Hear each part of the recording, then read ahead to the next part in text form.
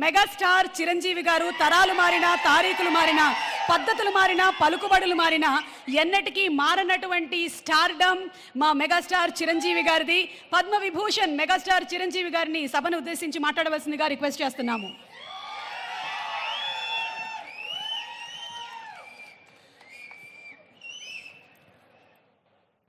గౌరవనీయులు మన ప్రీతమ ముఖ్యమంత్రి శ్రీ రేవంత్ రెడ్డి గారికి, అలాగే మంత్రివర్యులు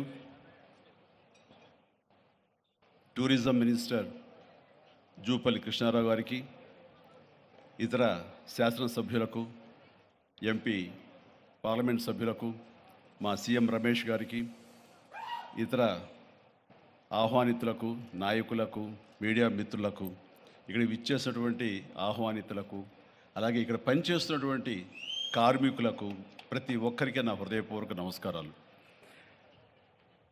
ఈ ప్లేసు మీ అందరికంటే నాకు ముందు తెలుసు.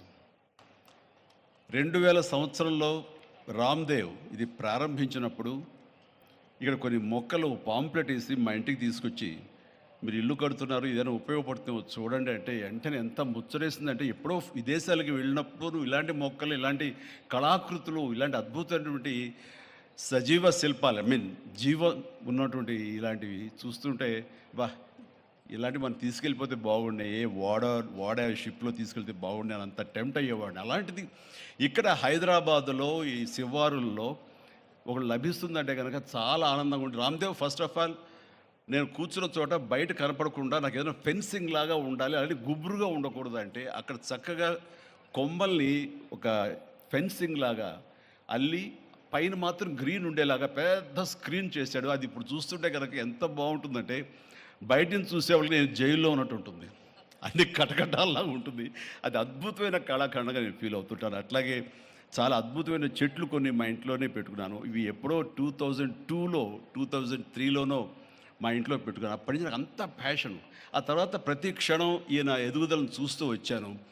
ఎక్కడ నాకు ఈయన రామ్దేవ్ ఒక వ్యాపారవేత్తలా కనబడ్డాడు, ఒక కళాకారుల్లా కనబడతాడు. అందుకే నా మనసుకి అత్యంత దగ్గరగా అయ్యాడు.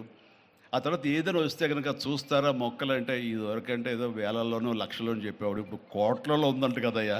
నేను ఇప్పుడు నా సంపద అంతంత మాత్రమే ఉంది, కొనలేనేమో అన్నారు. కానీ చూడండి సార్, వస్తే మీరే టెంప్ట్ అవుతారు. ఇప్పుడు గౌరవ ముఖ్యమంత్రి గారితో పాటు అన్నీ వీక్షిస్తుంటే ఎంత టెంప్టింగ్ ఉందంటే, ఇవన్నీ మన ఇంట్లో పెట్టేసుకుంటే ఎంత బాగుంటుంది అనిపిస్తుంది. అంత అందంగా దీనికి కావాల్సిందండి వ్యాపార దృక్పథం కాదు, కళా హృదయం ఉండాలి.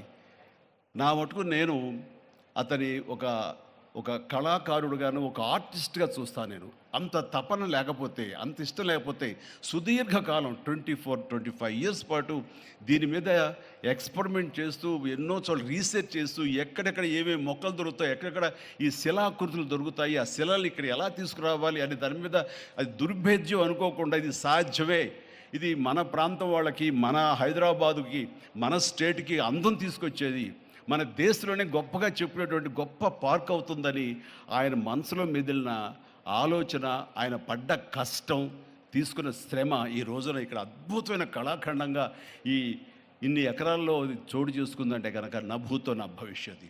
ఎవరైనా సరే అంత డబ్బులుంటే కనుక ఏం వ్యాపారం చేద్దాం, ఇంత స్థలం ఉంది కదా, దీన్ని ఎలా రియల్ ఎస్టేట్ చేద్దాం, దీన్ని ఏదో గవర్నమెంట్ వాళ్ళ మన్నలతో వాళ్ళ పర్మిషన్లతో తీసేసుకుని అక్కడ మనం మల్టీ స్టోరీ పెట్టుకుంటే ఆయన జీవితం కాదు కదా, తరతరాలు కూడా నిలిచిపోతాడు. అలా కాకుండా ఆయన కేవలం ఒక లోపల ప్యాషన్, చిన్నప్పటి నుంచి కాలేజీ రోజులో చదివే దగ్గర నుంచి, ఆర్ట్ కాలేజీలో చదువుతున్న దగ్గర నుంచి కూడా ఆయన మదిలో ఉన్నటువంటి ఆయన బ్రెయిన్ చైల్డ్, అలాంటి దాన్ని ఈ రోజున ఈ రూపం తీసుకొచ్చారంటే ప్రతి క్షణం, ప్రతి కార్నర్ ముఖ్యమంత్రి గారు చూసి ఎంత ముచ్చటపడిపోతున్నారంటే అంత ఇంత కాదు. ఎలా చేశారు, ఇది ఎలాగొచ్చింది, అది ఎలా వచ్చింది అని అడుగుతున్నారు. నేను కొన్ని అడుగుతున్నాను. అడిగి ఇది షూటింగ్స్కి ఇస్తారా రామ్దేవ్ అని అడిగితే, ఇస్తానండి కానీ ఫస్ట్ షూటింగ్ మీదైతేనే అన్నాడు.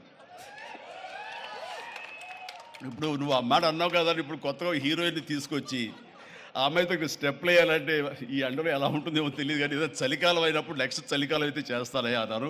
ఈలోగా వర్షాలు పడి ఇవన్నీ ఇంకొంచెం పచ్చగా ఉంటాయండి, 1 or 2 years లోపల ఇది అద్భుతంగా ఉంటుంది, కంటికి కనువింపుగా ఉంటుంది చెప్పేసి ఆయన చెప్తుంటే కనుక ఐ కుడ్ ఇమాజిన్. అట్లాగే ఇక్కడ వెడ్డింగ్ ప్లాన్ చేసుకోవచ్చు, వెడ్డింగ్స్ కానీ ఇతర రిసెప్షన్స్ కానివ్వండి, పలు ఈవెంట్స్, అలాగే ఐస్కి సంబంధించినటువంటి ఆ స్కేటింగ్ సంబంధించినవి చేయాలని, ఇలా ఎన్నెన్నో ప్లాన్స్ ఉన్నాయని, అవన్నీ కూడా చేయగలడు. ఆ సామర్థ్యం ఉంది. అలాగే ప్రభుత్వం కూడా ఖచ్చితంగా సపోర్ట్ చేస్తారు.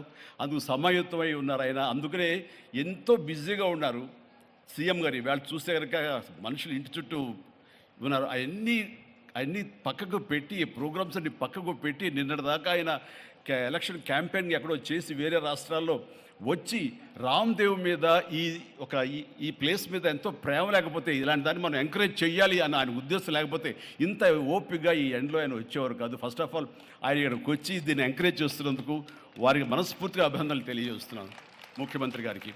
ఎందుకంటే అలాంటి వాళ్ళు అనుకుంటేనే, వాళ్ళ కళ్ళలో పడితేనే, వాళ్ళు ఇంప్రెస్ అయితేనే దీనివల్ల ఎంతోమందికి ఉపాధి కలుగుతుంది, ఇది ఎంతోమందికి కనువిందు కలుగుతుంది.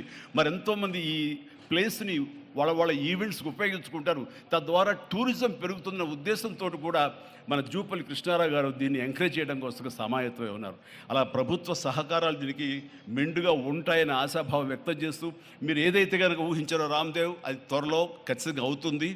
ఇవి అద్భుతమైనటువంటి ఒక ల్యాండ్ మార్క్ అవుతుంది, ఒక కళాకృతి అవుతుంది. అది రాష్ట్రానికి వన్నీ తీసుకొస్తుంది. హైదరాబాద్కి తలమానికంగా ఉంటుంది.